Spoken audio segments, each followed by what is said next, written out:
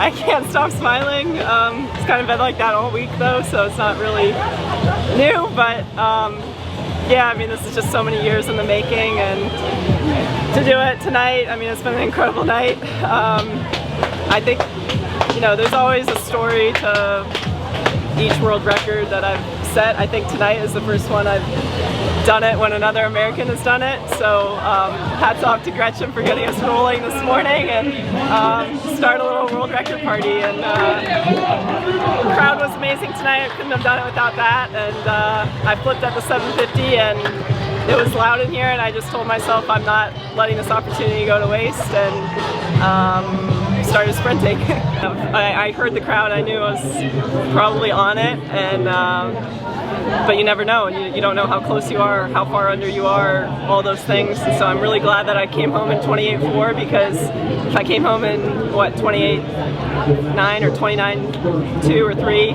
it wouldn't have been that. So I'm glad I made that decision to do a few extra dolphin kicks and really go to my legs and bring it home. I mean, it felt good. I think the first person I saw going nuts was Greg.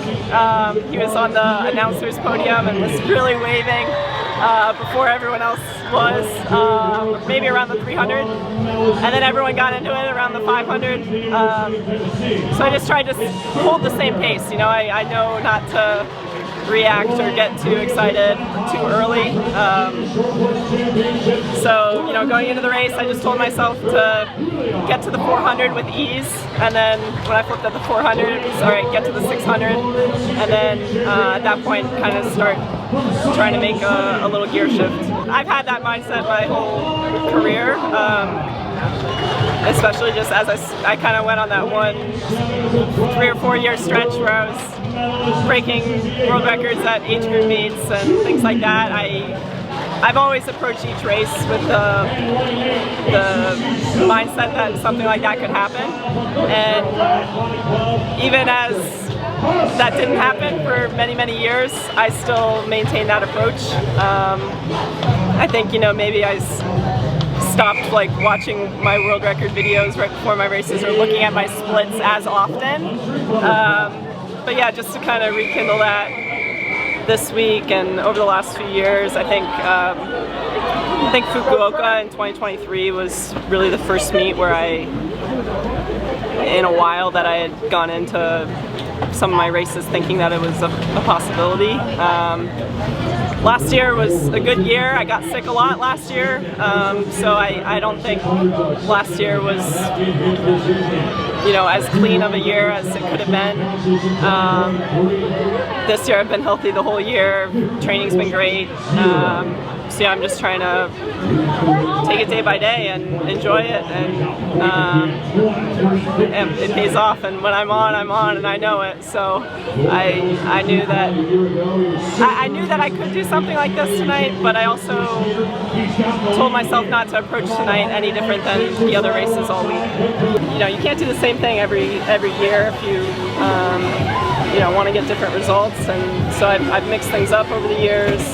I mean, Coach Dusty even changed what I was doing in warm-up last year, and it seems to be paying off. So little things like that can just make a little bit of a difference. I do my pace suited now instead of unsuited. I do what Bobby does before his race. So yeah, just learning from my teammates, learning from my coaches, and experimenting still at this age with what works and what doesn't work, and knowing that little changes like that can make small impacts. He had his race right after it, and so I saw him and I like wanted to rush over and give him a big hug, but he had his race, so I didn't want to like get him wet or anything and get him out of his focus. But yeah, he ran over to the warm down pool, threw a kickboard at me, a pull buoy to stop me, gave me a big hug, and of course he's been such a huge part of this journey, and yeah, just the way he pushes me, the things I've learned from him. He's probably the best person at rolling off a bad practice. You know, he just like treats himself to some fast food, and we laugh about it when he has a bad practice, and I think that's helped me a lot. Just shake off a bad practice, a bad swim, and bring your best the next day. I don't know. I mean, there's not really anything special about it. I think it's just maybe it's because it's the first long course meet after Paris that there's this many Americans at all together, and so we just all rise to the occasion. Of course, you know, being here in Fort Lauderdale, this is a legendary pool.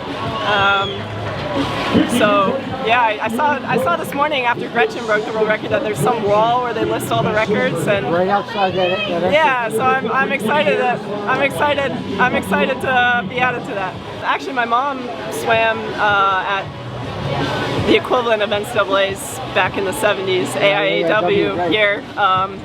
So I know she at one point looked back at some of the old magazines at the Hall of Fame here and found her name. But yeah, I kind of forgot about that. She mentioned it the other day. She's here with me. I'm just going to try to build off of this. I know I'm going to be trash at practice on Monday morning. I always am after a meet like this, but I know my coaches will be patient with me, and we've got 3 or 4 weeks, I think, until Nationals in Indianapolis, and just try to keep the momentum.